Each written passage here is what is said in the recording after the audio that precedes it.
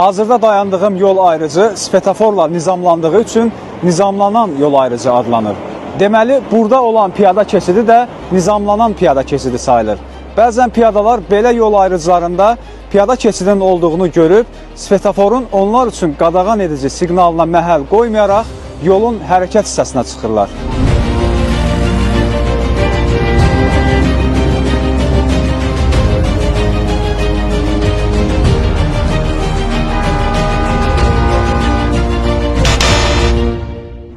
Bu zaman piyada svetoforunun siqnallarına diqqət yetirin.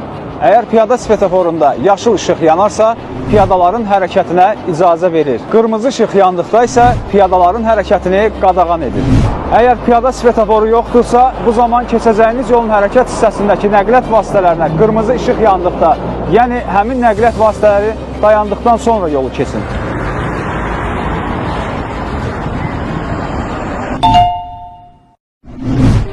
Bu zaman yol ayrıcında sağa və ya sola dönən nəqliyyat vasitələri dönəcəyi yolun hərəkət hissəsində olan piyadalara yol verməlidir.